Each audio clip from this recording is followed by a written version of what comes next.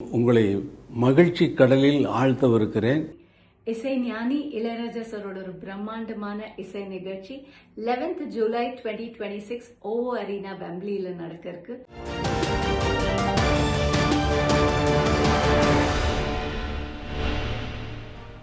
செய்திகளுக்கு அப்பால் நிகழ்ச்சியில் மீண்டும் உங்களை சந்திப்பதில் மகிழ்ச்சி. வணக்கம். பல தகவல்கள் தென்னிலங்கையை உலுக்கிக் கொண்டிருக்கின்றன. அதில் குறிப்பாக ஜனாதிபதி செயலகத்தில் பல அதிகாரிகள் பல்வேறுபட்ட விடயங்களோடு தொடர்பட்டிருப்பதான செய்தி இன்னும் மேலதிக அதிர்ச்சிகளை தந்திருக்கின்றது. அவர்களோடு தொடர்பான பல விடயங்கள், அவர்களுக்கு யார் யாரோடு தொடர்பாக இருந்திருக்கின்றது, இவர்களுக்கும் கடத்தல் குழுக்களுக்கும் இடையில் இருக்கக்கூடிய தொடர்பு என்று பல்வேறுபட்ட விடயங்கள் தற்போது பூதாகரமாக வெளிவந்திருக்கின்றது. குறிப்பாக இந்த தகவலின் அடிப்படையில் பார்க்கின்ற போது ஜனாதிபதி செயலகத்துக்குள் தொடர்புபட்டிருக்கக்கூடிய அதிகாரிகள் யார், இவர்கள் கடந்த காலங்களிலும் ஜனாதிபதி செயலகத்தில் பணியாற்றியவர்கள் என்கின்ற தகவல் தான் இப்போது வரைக்கும் கிடைக்கப்படுகின்ற தகவலாக இருக்கின்றது.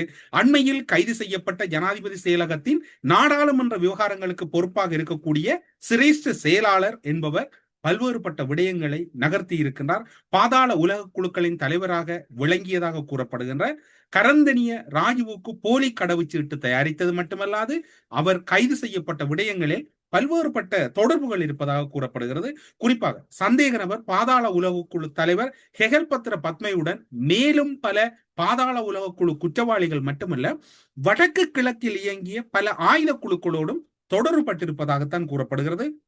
இந்த தகவல் கிடைத்தவுடன் அது தொடர்பான பல விசாரணைகளை முன்னெடுத்து சென்ற போது ஆரம்பிக்கப்பட்ட விசாரணைகளில் குறித்த அதிகாரிகள் ஹெகல்பத்ர பத்மையுடன் தொடர்பில் இருந்திருக்கின்றார்கள். குறித்த அதிகாரிகள் இவர்கள் 2023 ஆண்டு தொடக்கம் குடிவரவு திணைக்களகத்தின் வெளிநாட்டு தூதரக பிரிவில் பல்வேறுபட்ட கட்டுப்பாளர்களாக, பிரதி கட்டுப்பாட்டாளர்களாக பல்வேறுபட்ட பொறுப்புகளை வகித்திருக்கிறார்கள். இந்த சந்தர்ப்பத்தில் நேற்று முன்தினம் மாளிகாவத்த நீதிமன்றத்தில் முன்னிலைப்படுத்தப்பட்டார் அந்த நாடாளுமன்ற விவகாரங்களுக்கு பொறுப்பாக இருக்கக்கூடிய ஒரு சிரேஷ்ட செயலாளர். சந்தேக நபர் கரந்தனிய ராஜுவுக்கு போலி கடவுச்சீட்டை பெற்றுக் கொடுத்தவர் என்று கூறப்படுகிறது. படுகொலை செய்யப்பட்ட பாதாள உலக குழுக்களின் தலைவரான கனேமுல்ல சஞ்சீவ என்பவர்களின் கோரிக்கைக்கு அமைவாக அதனை தயாரித்து கொடுத்துள்ளார் என இப்போது வெளிவருகின்றது.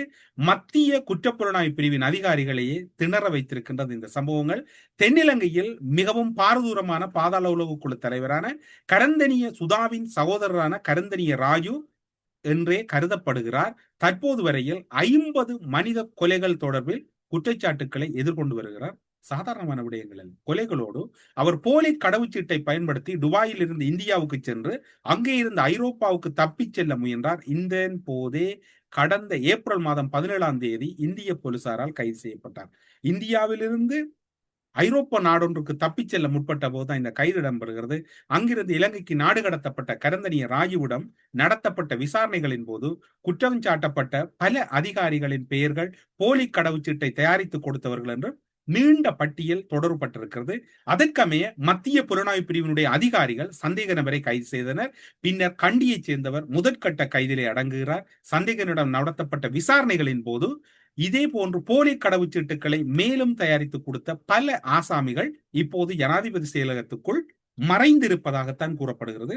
உங்களுக்கு ஞாபகம் இருக்கும் ஒரு விடயம், குறிப்பாக சொல்ல போனால் சுரேஷ் சலே ஒருவேளை மரணித்தால் அதற்கு ஜனாதிபதியும் ஒரு காரணம், ஷானி அபேசேகரவும் ஒரு காரணம் என்று அவர் கைப்பட எழுதியதாக ஒரு தகவல் வெளியாகிறது. இப்போது புரிகிறதா இந்த தொடர்புகள் எங்கெங்கு சென்று கொண்டிருக்கிறது? இப்போது வரைக்கும் இந்த குற்றத்தடுப்பு புலனாய்வு பிரிவினர் ஒரு விடயத்தை சுற்றி வளைக்கின்ற போது அந்த விடயம் இன்னும் ஒரு வகையிலே வேறு ஒரு திசை நோக்கி திருப்பப்படுகிறது. இந்த திசை திருப்பலினுடைய ஒரு முன்னோடியாகத்தான் ஜனாதிபதியினுடைய பெயர் அங்கு எழுதப்பட்ட போது இங்கு பல்வேறுபட்ட விடயங்கள் வெளிவருகிறது. 2 எஸ்ஏபியினுடைய ஒரு முக்கியஸ்தர் விஜயதாச ராஜபக்சவின் மகன் ஆகியோர் கைது செய்யப்படுகின்ற போது ஜனாதிபதியினுடைய பெயர் அங்கு தொடர்படுகிறது. அது மட்டுமில்லாது இன்னும் ஒரு தகவலும் வெளிவருகிறது. கப்பம் பெற்ற அரசியல்வாதிகளின் கும்பல் ஒன்று வெகு விரைவில் சிக்கலாம் என்று எதிர்பார்க்கப்படுகிறது. நாட்டின் வரலாற்றில் கப்பம் பெறுவதற்காக ஒருவரை கடத்தி சென்ற மிக பிரசித்தமான சம்பவம் மத்துக்கம சமன்குமார் என்கின்ற சிறுவனை கடத்தி கொலை செய்த சம்பவமாகத்தான் பார்க்கப்படுகிறது. இது தென்னிலங்கையில் மிகவும் பிரசித்தமான சம்பவம் என்றால் அவர்கள் கூறலாம். வடக்கு கிழக்கிலே வர்ஷா, அதே போன்று பல்வேறுபட்ட சிறுவர்களை இந்த ஆயுத குழுக்கள் கடத்தியது வகை தொகையற்ற கடத்தல்கள் இருக்கிறது. இந்த மத்துக்கம சமன்குமார் என்கின்ற விவகாரம் போன்று வடக்கு கிழக்கையும் இந்த விசாரணை அதிகாரிகள் கண்ணோக்கி பார்க்க வேண்டும் என்பது அங்கிருக்கக்கூடிய மக்களின் எதிர்பார்ப்பாக இருக்கிறது. அதனை விட விரிவான மற்றும் மிக ஒழுங்குபடுத்தப்பட்ட கப்பம் நோக்கத்துக்காக கடத்தல்கள் சந்திரிகா குமாரதுங்க ஆட்சி காலத்திலும் இடம்பெற்றதாக தெரிய வருகிறது. இந்த குற்றச்செயல்கள் தொடர்பான அனைத்து தகவல்களும், இந்த விவரங்கள் அடங்கிய அனைத்து தகவல் கொத்துக்களும் ஷானி அபேசேகர தலைமையிலான விசேட குற்றத்தடுப்பு புலனாய்வு குழுவின் மேற்கொண்ட விசாரணைகளின் போது வெளிப்படுத்தப்பட்டதாகவும் அவை முழுமையாக கண்டறியப்பட்டுள்ளதாகவும் முன்னாள் துணை போலீஸ் மா அதிபர் பிரியந்த ஜெயக்கொடி உறுதிப்படுத்தி இருக்கின்றார். சந்திரிகாவின் காலத்தில் இடம்பெற்ற ஒரு சம்பவமும் இப்போது தோண்டப்பட்டிருக்கிறது. அப்படியாயின் சந்திரிகாவின் காலத்தில் இடம்பெற்ற ஒரு சம்பவம் தோண்டப்படுகிறது என்றால் இந்த விடயங்கள் எந்த அளவு தூரம் ஒரு முக்கியத்துவம் பெற்றதாக மாறிக்கொண்டிருக்கிறது என்பதை நீங்கள் இப்போது உணர்ந்து கொள்ளலாம். அது மட்டுமில்லாது இன்னும் ஒரு சம்பவம், பல்வேறுபட்ட விடயங்கள் என்று பார்க்கப்பட வேண்டியிருக்கிறது. குற்றத்தடுப்பு புலனாய்வு பிரிவினரை மேற்கோள் காட்டித்தான் அனைத்து விடயங்களும் இருக்கிறது. ஒரே விடயத்தை தொடர்ச்சியாக கொண்டு செல்ல முடியாமல் இருக்கின்றது. பல விடயங்கள் இருப்பதனால் அனைத்து விடயங்களையும் சுருக்கமாக கூறிவிட்டு இன்றைய நிகழ்ச்சியை நாங்கள் நிறைவு செய்யலாம் என்று நினைக்கிறோம். அந்த வகையில் பார்க்கின்ற போது இன்று குற்றத்தடுப்பு புலனாய்வு பிரிவினருடைய பணிகள் மிக நீண்ட பணியாக இருக்கிறது. அனுராதபுரத்திலே தேரர்களினுடைய ஒரு பெரும் சதி தொடர்பான ஒரு முறைப்பாடு குற்றப்புலனாய்வு திணைக்களகத்திலே செய்யப்பட்டிருக்கின்றது. 2020 சூடாமணி என்கின்ற மிக முக்கியமான ஒரு விடயம் கண்டறியப்படுகின்றது. அது தொடர்பான விடயங்கள் எவ்வாறு காணப்பட்டது, பல்லேகம ஸ்ரீனிவாச தேரர் அவரோடு இணைந்த தேரர்களுடைய ஒரு பெரும் மூடி மறைக்கப்பட்ட ஊழல் தொடர்பாக ஒரு குற்றத்தடுப்பு புலனாய்வு பிரிவிலே ஒரு தகவல் வெளியாகி இருக்கிறது. அதனை நீங்கள் இப்போது முழுமையாக கேட்கலாம். நாம் குற்றப்புலனாய்வு பிரிவிற்கு ஒரு முறைப்பாட்டை செய்தோம். அனுராதபுரத்தின் பிரதான மத வழிபாட்டு தலமான ருவான் வேலி சாயவின் புனர் நிர்மாண பணிகள் 2020 முன்னெடுக்கப்பட்டது. இந்த புனரமைப்பு பணிகளை மேற்கொள்வதற்கு பிரதானமாக இருந்தவர்கள் பல்லேகம ஹேமரத்ன மற்றும் பல்லேகம ஸ்ரீனிவாச ஆகிய 2 தேரர்களும் ஆகும். ருவான்வெளி சாய புத்தர் சிலையின் பாதங்களில் சுமார் 11,000 கோடி ரூபாய் பெறுமதியான விலை மதிப்பற்ற மாணிக்க கல் ஒன்று காணப்பட்டது. இந்த 11 முதல் 15,000 கோடி ரூபாய் பெறுமதியான இரத்தினக்கல் கொள்ளையடிக்கப்பட்டமை தொடர்பில் நீண்ட காலமாக பேச்சுவார்த்தைகள் முன்னெடுக்கப்பட்டது. சமூகத்தில் இந்த கொள்ளை தொடர்பில் பேசப்படுகின்றது. உலகவாழ் பௌத்தர்கள் மற்றும் சிவல பொது அமைப்பு என்பனவற்றின் சார்பில் நாம் இந்த கருத்தை முன்வைக்கின்றோம். பிரதானமாக கௌதம புத்தர் மகாசாய என்று அழைக்கப்படும் இந்த விகாரையில் கௌதம புத்தர் உயிரூட்டமாக காட்சியளிக்கின்றார். இதன் போது கோட்டபாய ராஜபக்ஷ மற்றும் பல்லேகம ஹேமரத்ன தேரர் ஆகியோர் இருவரும் இணைந்து சூடா மாணிக்கத்தை மாற்றினர். எந்த ஒரு தொல்பொருள் பணிப்பாளர் நாயகத்தினதும் ஆலோசனையின்றி இது முன்னெடுக்கப்பட்டது. இது தொடர்பில் சமூகத்தில் பெரும் பரபரப்பு ஏற்பட்டது. எந்த விதமான ஆலோசனைகளும் பெற்றுக்கொள்ளப்படாது பௌத்த பிக்குவின் அதிகாரத்தை பயன்படுத்தி இந்த சூடாமாணிக்கம் மாற்றப்பட்டது. எமது மாவட்டத்தின் போதைப்பொருள் தாதா நிமல் அன்சா அவருடைய போதைப் பொருட்களை குற்றத்தடுப்பு புலனாய்வு பிரிவினரும் மற்றும் பாதுகாப்பு தரப்பினரும் சுற்றி வளைத்த போது அவரை வீட்டை முழுமையாக சுற்றி வளைத்தார்கள். அதனை சுற்றி வளைத்த போது நாமல் ராஜபக்சவின் தந்தை மஹிந்த ராஜபக்ச உலங்குவானூர் ஹெலிகாப்டரில் அவரை பாதுகாப்பதற்கு முனைந்தார். அவரை ஓடி கட்டிப்பிடித்து முத்தம் கொடுத்தார். இது அரசியல் தொடர்பு என்பதற்கும் அப்பால் இது அரசியல் தொடர்பு என்றுதானே பார்க்க வேண்டி இருக்கின்றது என்று பிரதி அமைச்சர் அவர்கள் நாடாளுமன்றத்திலே வெளிப்படுத்துகிறார். අපේ දිස්ත්‍රික්කේ ගම්පහ ප්‍රසිද්ධම කුඩු ව්‍යාපාරිකයා නිමල් ලංසගේ කුඩු ටික වටලනකොට ගෙදර නාමල් රාජපක්ෂගේ පියා තමයි හෙලිකොප්ටරෙන් ගිහලා බේරගත්තේ. බදාගෙන උම්ම දුන්නා. ඒ දේශපාලන සම්බන්ධ නෙවෙයි. ஏன் இவற்றை எல்லாம் கூறுகிறீர்கள் என்றால் எல்லாவற்றுக்கும் ஒரு தொடர்பு இருக்கிறது. இப்போது பார்ப்போம் அதனுடைய தொடர்ச்சியாக. நாமல் இன்னும் ஒரு விடயத்தில் எப்படி தொடர்படுகிறார் என்பதையும் நீங்கள் இந்த இடத்திலே மிக நுணுக்கமாக பார்க்கப்பட வேண்டியிருக்கிறது. எவ்வாறு இந்த விடயங்கள் எல்லாம் கடந்த காலங்களிலே இலங்கையை ஒரு முழுமையான ஒரு போதை வஸ்து பகுதியாக மாற்றி இருக்கிறார்கள் என்பதற்கான சிறந்த உதாரணமாக இருக்கிறது. தம்பி, நான் விராஜ். நான் அந்த வீடியோவை பார்த்தேன். நானும் இந்த ஒரு இடத்தில் பேச விரும்புகின்றேன். மிஸ்டர் கொத்து, புரிகிறதா? இல்லையண்ணா, நான் விமுக்தியின் தம்பி பேசுகின்றேன். இதனை சுமூகமாக பேசி முடித்துக்கொள்வோம். இங்கே கேள் தம்பி, இந்த விஷயத்தில் உங்களுக்கு தெரியாத ஒன்று நடைபெற்றது. உங்கள் யாருக்கும் தெரியாது. உங்களுடைய அண்ணா முட்டாள் போல் நான் பிழை என செய்தி வெளியிட்டார். துபாயிலிருந்து வந்த அனைத்து அழைப்புகள் குறித்த பதிவுகளையும் நான் போலீசாருக்கு ஒப்படைத்துள்ளேன். இதில் தம்பி, நம் அனைவருக்கும் தெரியாத பாதாள உலக குழு உறுப்பினர்கள் இருக்கின்றார்கள். நாம் இங்கு முரண்பட்டு கொண்ட போது அவர்கள் அதில் பலன் பெறுகின்றார்கள். அவனும் நிற்கதி, நானும் நிற்கதி. இறுதியில் களவாடிய ராஜபக்ஷக்கள் சொகுசாக வாழ்கிறார்கள். நாட்டுக்காக பேசிய உனது அண்ணாவுக்கும் பிரச்சனை, எனக்கும் பிரச்சனை மச்சான். நான் செய்த தவறுக்கு எந்த ஒரு நேரத்திலும் மன்னிப்பு கோர தயாராகவே இருக்கின்றேன். எனினும் எனக்கும் ஒரு அநீதியான வேலை நடந்துவிட்டது. நான் மேல் அழுதிருக்கிறேன். உண்மையை சொல்ல வேண்டுமல்லவா? உனது அண்ணாவுக்கு நான் ஒரு வசனத்திலேனும் பிழையை செய்யவில்லை. அப்படியானால் அண்ணா, நீங்கள் ஏன் எனது அண்ணா 5 லட்சம் ரூபாய் பணம் கோரினார் என கூறினீர்கள்? இல்லை, அண்ணா 5 லட்சம் கோரவில்லை. உங்களுக்கு தெரியாத விடயம், உங்கள் அண்ணா இது தொடர்பில் தகவல் வெளியிட்டார் அல்லவா? விமுக்தி என்ற பெயரில் இருக்கின்ற வாய்ஸ் கட்களை நீங்கள் கேட்டு பாருங்கள். நீங்கள் வாட்ஸ்அப் பாருங்கள், நான் உங்களுக்கு காண்பிக்கின்றேன். நான் பொய் சொல்லவில்லை. 5 லட்சம் கோரிய கதை பொய் அல்லவா அண்ணா? அது முழு பொய் அல்லவா? இல்லை, உங்களுடைய அண்ணா 5 லட்சம் கோரவில்லை. அப்படியானால் உங்களது அண்ணாவின் பெயரில் அல்லவா போஸ்ட்கள் பதிவிடப்படுகின்றன? உங்களது அண்ணாவை கட்டுப்படுத்துவது அவர் என கூறி துபாயிலிருந்து பேசியவர் தனது கணக்கு விவரத்தையும் எனக்கு வாட்ஸ்அப் மூலம் அனுப்பியுள்ளார். எனக்கு பைத்தியமா இந்த விடயங்களை கூறுவதற்கு?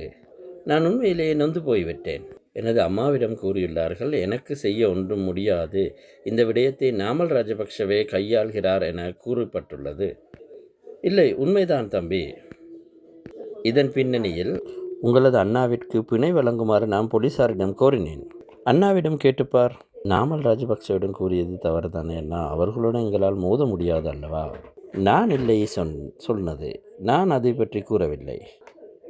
அதனை புரிந்து கொள். போலீசாரே கூறினார்கள். புகைப்படம் எடுத்தார்கள் அல்லவா? அதன்போது நாமல் ராஜபக்ஷவின் புகைப்படம் இருந்தது. இந்த விடயம் நாடு முழுவதும் பரபரப்பானது. அவர்கள் நினைத்தார்கள் அவர்களுக்கு கேம் ஒன்று அடிப்பதற்காக நான் உங்களுடன் இணைந்து கொண்டேன் என்று. அவர்கள் என்னை இருக்க தொடங்கினார்கள். உனக்கு புரிகிறதா இது என்ன நடந்தது என்று? அவர்கள் நினைத்தார்கள் உங்களுடைய அண்ணாவுடன் செட் ஆகி நான் அவர்களுக்கு எதிராக செயல்படுகிறேன் என்று. நான் எடுக்கவில்லை. அவர்கள் திருடர்கள் என நான் வீடியோ போட்டேன். அவர்களுடன் தொடர்பு இருந்தால் அவர்களை கள்வர்கள் என நான் வீடியோ போட மாட்டேன் அல்லவா?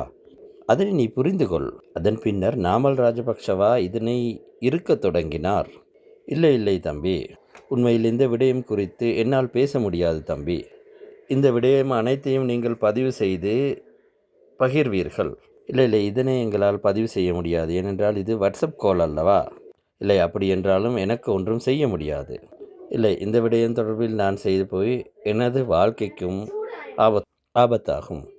உண்மையில் நான் இப்பொழுது மிகுந்த விரக்தியுடன் இருக்கின்றேன். போதைப்பொருள் என்றவுடன் ஏன் போலீசார் நடவடிக்கை எடுக்கிறார்கள் இல்லை என்கின்ற கேள்வி பலரிடம் கடந்த காலங்களிலே நிலவியது. போலீசார் தொடர்பு எடுத்தாலும் கூட அரசியல் தொடர்புகளால் அதனை எவ்வாறு முன்னெடுப்பது என்கின்ற ஒரு நெருக்கடியும் எம்மிடம் இருந்தது. நான் நினைக்கின்றேன் இப்போது அந்த இடையூறுகள் என்பது எங்களுக்கு முழுமையாக இல்லை என்பதை நான் உணரக்கூடியதாக இருக்கின்றது.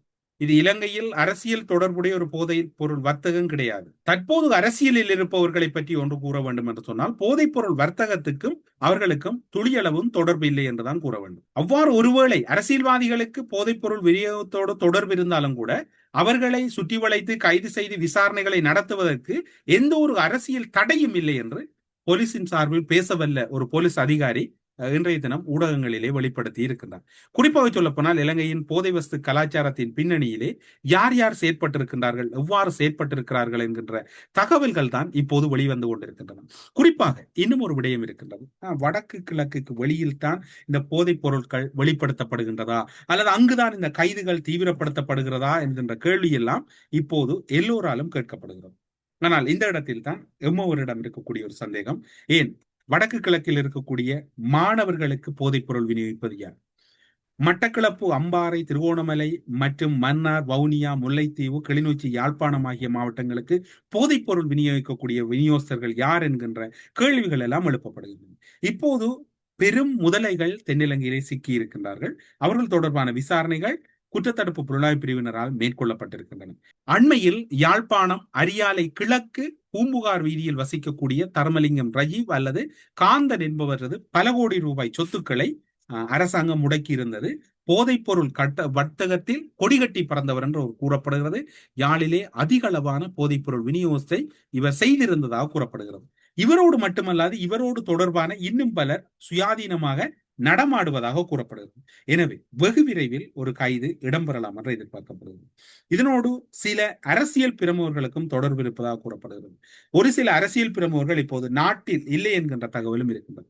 எனவே மஹிந்த ராஜபக்ச, நிமல் அன்சா கைது செய்யப்பட்டவுடன் உலங்கு வானூர்தி ஹெலிகாப்டரில் ஓடிச் சென்று அவர்களுக்கு ஆறுதல் கூறியதும், இப்போது கடத்தப்பட்டிருப்பவர் தொடர்பில் நாமல் ராஜபக்ச தொடர்புபட்டு பேசப்படுவதும், இந்த போதைப் பொருள் வர்த்தகம் என்பது அரசியல்வாதிகளை மையம் கொண்டுதான் இருந்ததா என்கின்ற கேள்வி இன்று எல்லோரிடம் இருக்கிறது. போலீசார் ஒரு முக்கியமான தகவலை வெளிப்படுத்துகிறார்கள். கடந்த காலங்களில் தான் போலீசார் அரசியல்வாதிகளை விசாரணை செய்ய முடியாது. இப்போது அரசியல்வாதிகள் தொடர்பட்டாலும் நாங்கள் சுயாதீனமாக விசாரணை செய்யலாம், எமக்கு எந்த ஒரு தடையும் இல்லை என்பதை போலீசின் சார்பில் பேச வல்லவர் உறுதிப்படுத்தி இருக்கின்றார். இப்போது இன்னும் ஒரு விடயமும் இதில் ஒரு பெரும் அதிர்ச்சிகரமான உண்மை, எல்லோருக்கும் தெரிந்த விடயம், நாங்கள் ஆங்காங்கே பேசியது. 2009 மே 18 யுத்தம் ஓய்வுக்கு பிறகு பாதுகாப்பு அமைச்சில் இருந்த சில முன்னாள் இராணுவ தளபதிகள் அல்லது முன்னாள் இராணுவ அதிகாரிகள், பாதுகாப்பு அமைச்சின் செயலாளர் அடங்கிய பலர் எடுத்த முடிவு, இதே சமகாலத்தில் இடைத்தங்கல் முகாம்கள் மற்றும் மீள்குடியேற்றத்தின் பின்னர் மக்களுக்கிடையில் போதை வஸ்து கலாச்சாரத்தை தீவிரப்படுத்த வேண்டும், அல்லது அவர்களிடம் இருக்கக்கூடிய ஒரு ஓருமம் அல்லது அவர்களிடம் இருக்கக்கூடிய தத்துணிவு அல்லது அவர்களுக்கென்றே தனித்துவமான தலைமைத்துவத்தில் ஒரு பலவீனத்தை ஏற்படுத்த வேண்டும். இவர்கள் இனி வருகின்ற நாட்களில் அதிகளவான இளையவர்கள் இந்த விடயங்களால் அவர்கள் தங்களுடைய பாதைகளை மறக்க வேண்டும் என்கின்ற ஒரு திட்டமிடப்பட்ட ஒரு விடயத்தை மறைமுகமாக வடக்கு கிழக்கில், குறிப்பாக வடமாகாணத்தில் மீளுகுடியேற்றத்தின் பின்னர் இராணுவ புலனாய்வு பிரிவும் உள்ளக புலனாய்வு பிரிவும் சேர்ந்து இந்த முடிவுகளை எடுக்கின்றது. இதில் முகவர்களாக, புலனாய்வுத்துறையின் முகவர்களாக ஒவ்வொரு பிரதேசங்களிலும் இருந்தவர்கள் இந்த விடயங்களை தங்களுக்குள்ளால் பரிமாறிக்கொள்ளுகின்ற நடவடிக்கை இருக்கின்றது. கடல் மார்க்கமாக அதிகளவான போதைப் பொருட்கள் வந்திருக்கின்றது. இதற்கு யாருக்கு தொடர்பு என்று தேடி பார்த்தால் அதிலும் கூட இராணுவ புலனாய்வு பிரிவினர் தொடர்புபட்டிருக்கிறார். வடமாகாணத்தில் இருக்கக்கூடிய ஒரு ஆயுத குழு தொடர்புபட்டிருக்கிறது. அதற்கும் அப்பால் அங்கிருந்த விநியோகஸ்தர்களை பார்த்தாலும் கூட அவர்களுக்கும் இதற்கும் அதிக அளவு தொடர்பு இருந்ததாக கூறப்படுகிறது. யாழ் பல்கலைக்கழக வளாகத்துக்கு அண்மித்த பகுதிகளில் கூட பல போதைப் பொருள் நடமாட்டங்கள் உணரப்பட்டிருக்கின்றன. சிலர் கைது செய்யப்படக்கூடிய சூழ்நிலை இருந்தும் போலீசாரோ அல்லது இராணுவத்தினரோ அந்த கைதுகளை தவிர்த்திருக்கிறார்கள். எனவே இனி வரப்போகின்ற நாட்களில் இவர்களும் சிக்கப் போகிறார்களாம். இலங்கையின் பாதுகாப்பு அமைச்சு என்பது ஒரு இன அழிப்புக்கு காரணமாக இருந்திருக்கிறது, ஒரு கலாச்சார அழிப்புக்கு காரணமாக இருந்திருக்கிறது, ஒரு தலைமுறையினுடைய சீரழிவுக்கு காரணமாக இருந்திருக்கிறது, ஒரு நாட்டினுடைய சுபீட்சத்துக்கு அழிவுக்கு காரணமாக இருந்திருக்கிறது.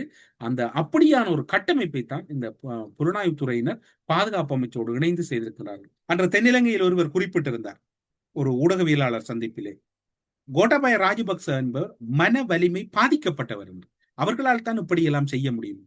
யுத்தம் நிறைவடைந்த பின்னர் அந்த மக்களுக்கு தேவையான எவை என்பதை இனங்காண்பதை விட்டு அந்த மக்களுடைய கலாச்சாரத்துக்கும் அந்த மக்களுடைய வாழ்க்கைக்கும் தொடர்பில்லாத போதை வஸ்துக்கள் நுழைக்கப்பட்டிருக்கிறது. இதில் பல இராணுவ அதிகாரிகள் தொடர்புபட்டிருக்கிறார்கள்.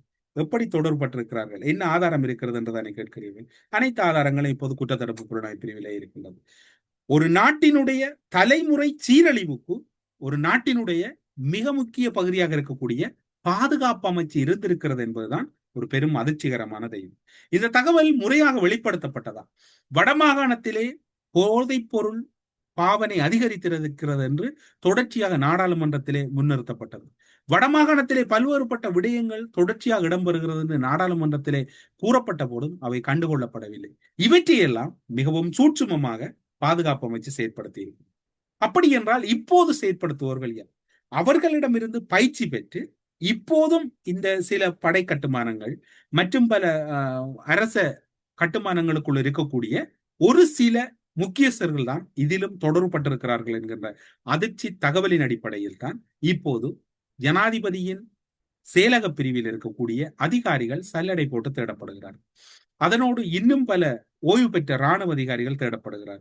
இவை எல்லாவற்றுக்கும் மேலாக போராட்டக்காரர்களுடைய போராட்ட குணம் எப்படி இருக்க போகிறது என்றால், இலங்கையில் படையினருக்கு எதிராக அரசு செயற்படுகிறது என்கின்ற ஒரு கருத்தை முன்வைக்க போகிறார்.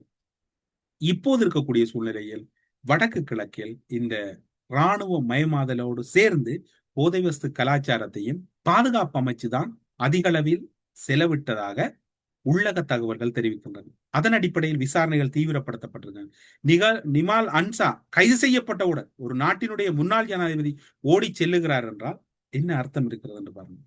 ஒருவர் டீல் பேசுகின்ற போது நாமல் ராஜபக்சவோடு பேசுவோமா, இதனை தவித்துக் கொள்ளலாம் என்கிறார் என்றால் எவ்வளவு தொடர்பு இருக்கிறது என்று பாருங்கள். செவ்வந்தியினுடைய கைதின் பின்னர் என்ன இடம்பெறுகிறது என்று தெரிய வேண்டும் என்பதற்காக பல்வேறுபட்ட பிரயத்தனம் எடுக்கிறார்கள் என்றால் என்ன இடம்பெறுகிறது என்று பாருங்கள். ஒட்டுமொத்தத்தில் இவை எல்லாவற்றையும் நிறுத்த வேண்டும் என்றால் இந்த ஆட்சியை வீட்டுக்கு அனுப்ப வேண்டும், அல்லது இந்த ஆட்சி வெகு விரைவிலே கலைக்கப்பட வேண்டும்.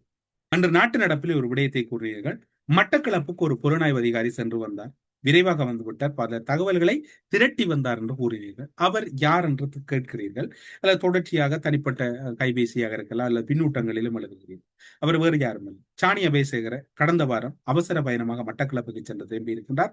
பல முக்கிய ஆதாரங்களை திரட்டி இருக்கிறார். பல பிள்ளையானினுடைய முன்னாள் சகாக்கள் பலர் அவர் முன்னிலையில் வந்து சில விடயங்களை ஒத்துக்கொண்டிருக்கின்றார்கள். பல விடயங்களுக்கான ஆதாரங்களை கொடுத்திருக்கிறார்கள். கடத்தல்கள், காணாமலாதல்கள் எவ்வாறு இடம்பெறுகிறது என்கின்ற விவரங்களை கொடுத்திருக்கிறார்கள்.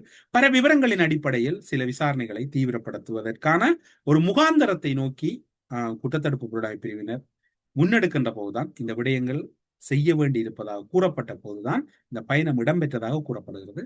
அவர் அவசரமாக சுரேஷாலே அடுத்த கட்ட வியாதியால் பீடிக்கப்பட்ட போது கொழும்பு வர வேண்டி இருந்ததனால் உடனடியாக திரும்பி இருக்கிறார்.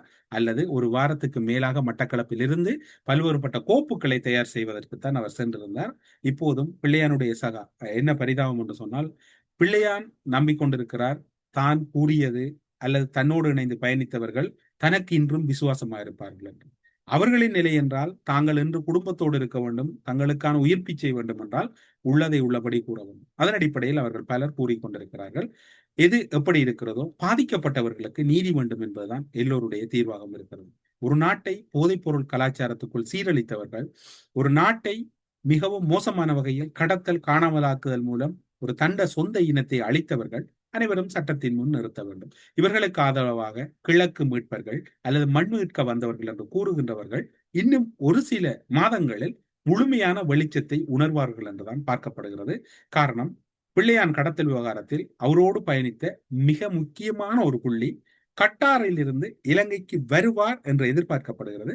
எப்போது வருவார், யார் அவர் என்கின்ற தகவலை இன்னும் ஒரு சில நாட்களில் கூறலாம் என்று எதிர்பார்க்கின்றோம். அவர் அரசு தொடர்புக்கு வந்திருக்கின்றார், அவரும் அரசு சாட்சியாக மாறுகிறார். எனவே ஊழல்கள் மற்றும் கடத்தல்கள் மற்றும் பல விடயங்களில் தொடர்பான பலருடைய கைதுகள் இப்போது தொடர்ச்சியாக உறுதிப்படுத்தப்படுகின்றன. மட்டக்களப்பு சென்று திரும்பிய புலனாய்வு அதிகாரி யார் என்று நீங்கள் தேடியிருந்தீர்கள், கேட்டிருந்தீர்கள். அவற்றையும் நாங்கள் இப்போது உங்களுக்காக வழங்கியிருக்கிறோம். எனவே இனிவருகின்ற நாட்களில் இன்னும் பல விடயங்களை உங்களோடு பகிர்ந்து கொள்ளலாம் என்று நினைக்கின்றோம்.